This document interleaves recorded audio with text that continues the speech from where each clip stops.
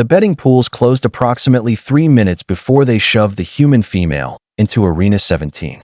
I had wagered my entire monthly stipend on her dying within the first 60 seconds. Standard procedure, really. Humans were soft things, pale and fleshy, and this one looked particularly unimpressive.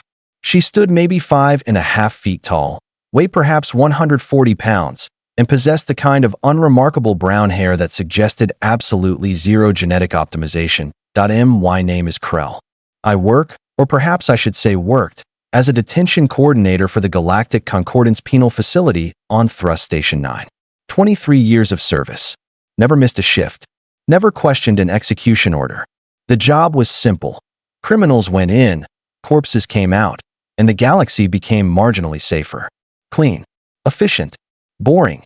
This human, they told us her name was Mira Vance, had been convicted of murdering a Kiksari diplomat. The Kiksari, if you are unfamiliar, stand 9 feet tall, possess 4 arms, and can bench press a hover transport. The idea that this slip of a girl had killed one seemed laughable. I assumed it was poison. Humans were notorious for their chemical warfare, their inability to face opponents honorably.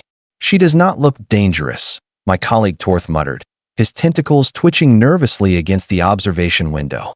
They never do, I replied, checking my datapad. The first contender is already in position. Gravik the Render. 12 successful arena kills. She will be dead before the crowd finishes cheering. The arena floor sprawled 200 meters across, filled with obstacles, weapons racks, and enough bloodstains to tell 1,000 stories. Gravik, a Korthan berserker with acid spit and retractable claws, crouched behind a pillar. The human, Mira Vance, simply stood in the entrance tunnel, blinking against the harsh lights. The buzzer sounded. Gravik charged. Now, I should mention that Korthans can cross 50 meters in approximately 4 seconds. They are apex predators from a high-gravity world where everything wants to kill you, and they evolved to kill it first. Gravik had killed armed soldiers, trained warriors, battle-hardened criminals who knew what was coming. Mira Vance picked up a rock. Just a rock. A piece of arena debris the size of a fist. She threw it. I want you to understand something about Deathworlder physiology. Humans evolved on a planet they call Earth, which has gravity approximately 1.2 times standard. Their muscles, their bones, their entire skeletal structure developed under crushing weight. When they move in normal gravity, they are essentially operating with limiters removed. The rock traveled so fast I barely tracked it. It caught Gravik directly in his primary eye with a wet crunch that echoed through the observation deck. The Korthan dropped, not dead but certainly stunned, his charge aborted mid-stride. Mira walked forward. Not ran. Walked. She picked up a maintenance rod from a weapons rack, tested its weight, and brought it down on Gravik's skull 3 times in rapid succession. Methodical. Precise. Terrifying. Medical gods. Torth whispered. She killed Gravik at the 4-minute mark. First death. The arena master, a pompous Velthrak named Zin who loved theatrics, immediately released 2 more contenders. Slick's twins, venomous reptilians with pack-hunting instincts. They split up, flanking. Mira threw the rod at one, impaling it through the thorax, then charged the second before it could react. No hesitation. No fear. She grabbed its jaw and the back of its skull and twisted. The snap was audible even through the reinforced glass. 0.6 minutes. 3 deaths. This is not possible, I said, my voice cracking slightly. Humans are weak. The reports all said humans are weak. The reports were wrong, Torth replied. Zin, increasingly panicked, released 5 contenders simultaneously. Varkesh soldiers, trained and armored. Mira disarmed the first, used his weapon to shoot the second, dodged the third's blade, and broke his arm. Kicked the fourth in what I can only assume was a vulnerable location based on his screaming, and choked the 5th unconscious with his own equipment strap. 15 minutes. 8 deaths. 1 unconscious. The crowd had gone completely silent that I pulled up her file again, scrolling desperately for information I had missed. Convicted of murder, yes. But the details. Oh, the details I had ignored. Military service. Special operations. Decorated veteran. Imprisoned not for how she killed the Kiksari diplomat, but for killing him at a peace conference in front of 40 witnesses. She had not used poison. She had beaten him to death with a serving tray. We need to stop this, Torth said. We need to stop this right now. We cannot stop an arena execution once it begins, I replied automatically. Regulations are clear. Regulations did not account for her. On the arena floor, Mira had found a water station and was drinking calmly, her eyes scanning for the next threat. Blood covered her arms. Her breathing was slightly elevated but controlled. She looked, if anything, annoyed. Zen opened the communication channel. His voice shook. Release the Apex category. Are you insane? I shouted at the screen. Apex contenders are reserved for organized military units, not individual executions. But the doors were already opening. The thing that emerged stood 12 feet tall, covered in chitinous armor, with mandibles that could shear through steel. Mira looked at it. Then she smiled. That smile haunts me still. The Apex category creature, a Nethril Ravager imported at considerable expense from the Outer Rims, had never lost a match. Its species evolved in the crushing dark of a tidally locked planet, where survival meant killing everything that moved. The facility had paid 40,000 credits for this thing, and it had earned back triple that amount in betting revenue alone. Mira Vance picked up a shard of broken armor plating. She is going to die now, I said, but my voice lacked conviction. The certainty I had felt an hour ago, that comfortable assurance that the universe made sense, had evaporated somewhere between Death 3 and Death 8. The Ravager moved with surprising speed for something so massive, its 6 legs carrying it across the arena floor in a skittering rush that set my teeth on edge. Mira did not run. She waited, perfectly still, until the creature was almost upon her. Then she moved. Humans, I have since learned, possess something called adrenaline.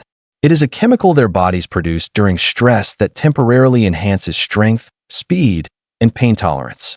It is their biology screaming at them to survive. Most species have similar mechanisms, but human adrenaline is different, more potent, more dangerous. Combined with their already excessive physical capabilities, it transforms them into something genuinely horrifying. Mira rolled under the Ravager's initial strike, came up behind its 3rd leg, and drove the armor shard directly into the joint. The creature shrieked, a sound that made everyone in the observation deck flinch. She pulled the shard free, dodged a retaliatory strike that cratered the floor, and stabbed again. And again, and again, she was targeting joints. Weak points. Fighting with the precision of someone who had spent years studying how to kill things efficiently. This is a trained soldier, Torth said quietly. We put a trained human soldier in an execution arena. The Concordance does not recognize human military credentials, I replied automatically. They are classified as a developing species without legitimate martial traditions. Tell that to the Ravager. The creature was slowing now, hemolymph leaking from a dozen wounds. Mira had climbed onto its back, avoiding its mandibles, and was systematically destroying the neural cluster at the base of its skull. The Ravager thrashed, slammed itself against pillars trying to dislodge her, but she held on with grip strength that should not have been possible for something her size. When the Ravager finally collapsed, Mira slid off its back, breathing hard now. She walked to the center of the arena and looked directly at the observation deck. Her eyes found the camera. Is that all you have? She shouted. Zen cut the audio feed. His face had gone pale, which is impressive considering Velthrax are naturally purple. Give me the warden. Give me the warden right now. The warden is off station, his assistant squeaked. He will not return until tomorrow's cycle. Then get me security. Full tactical team. We are ending this. Ending it how? I asked. She is in a sealed arena designed to contain Apex category threats. The only entrances are through blast doors that take 5 minutes to cycle. Are you planning to ask her politely to surrender? Zen glared at me. You are not helping. I am being realistic. We built this facility to be inescapable. Congratulations. It works. On the monitors, Mira had found a first aid station and was binding a cut on her arm. The wound looked superficial. Everything about her looked superficial until you saw her move, saw her fight, saw that terrifying competence that came from decades of training. How long was her sentence? Torth asked suddenly. I checked. 15 years. She served 8 months before being transferred here for the execution. What was the original charge? Killing the Kiksari diplomat during peace negotiations. Apparently he had made, and I am quoting here, inappropriate advances toward a junior human officer. Mira Vance objected. violently. So we took a human soldier who killed to protect someone weaker, and we tried to execute her for entertainment, Torth said. We are idiots. The security team arrived at minute 43. 12 guards in full tactical armor carrying neural disruptors and shock nets. They assembled at the primary entrance, waiting for the blast door to cycle. Mira watched them on a monitor screen inside the arena. She picked up weapons from fallen contenders, positioned herself behind cover, and waited. The blast door opened. What happened next took approximately 90 seconds. The security team had training, equipment, and numerical advantage. Mira had rage and home field advantage. She used the arena obstacles perfectly, forcing them into choke points, using their own cover against them. Neural disruptors are devastating weapons at range, but inside 10 meters against a target that refuses to stay still, they become significantly less effective. She dropped 4 guards in the first 30 seconds. The rest retreated, dragging their unconscious comrades, and the blast door sealed behind them. No one else goes in. The security commander said over the comm, I am not sacrificing my people for this insanity. By hour 2, the entire facility knew what was happening. Guards gathered at observation windows. Prisoners in other blocks were rioting, demanding to watch. The betting pools had long since collapsed because nobody would take odds against Mira Vance anymore. Zin tried negotiating. He offered reduced sentences, transfers, even full pardons. Mira ignored him. She had stopped responding entirely, sitting calmly in the center of the arena, surrounded by bodies and wreckage, waiting. What does she want? Zin asked desperately. I watched her on the monitor. This small human who had destroyed everything we sent against her, who had turned our execution arena into her personal fortress, and I understood. She wants us to understand something, I said quietly. She wants us to understand that humans are not weak, that we made a mistake, that her species does not simply accept death. That is insane. No, Torth said. That is humanity. The standoff continued for 6 more hours. Eventually, the Concordance High Command got involved, and very expensive lawyers had very pointed conversations with very nervous administrators. Turns out executing military personnel from developing species without proper tribunal oversight violates approximately 17 different treaties. Mira Vance was released the next morning. Charges dismissed. Full restitution paid. She walked out of Arena 17 covered in blood that was not hers, and every guard in the facility stepped aside. I heard later she returned to Earth, wrote a book about her experience, and became moderately wealthy. The facility was investigated, several administrators were imprisoned, and arena executions were banned throughout Concordance space. I asked for me. I quit 3 days later.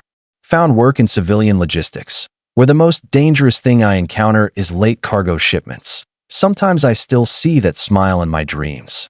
That terrible, knowing smile. Humans, I have learned, are not weak. They are simply waiting for you to make the mistake of thinking they are. And when you do, when you push them into corners and demand they die quietly, they will show you exactly what a Deathworlder is capable of. 0.8 kills in hour 1. By hour 2, trained guards refused arena entry. And one human woman taught an entire galaxy that some species do not go gentle into that good night. They fight. Always. And heaven help you if you are standing in their way. So what did you think? Did this story surprise you? Let me know your thoughts in the comments below. If you enjoyed this sci-fi story, please hit the like button. It really helps the channel grow.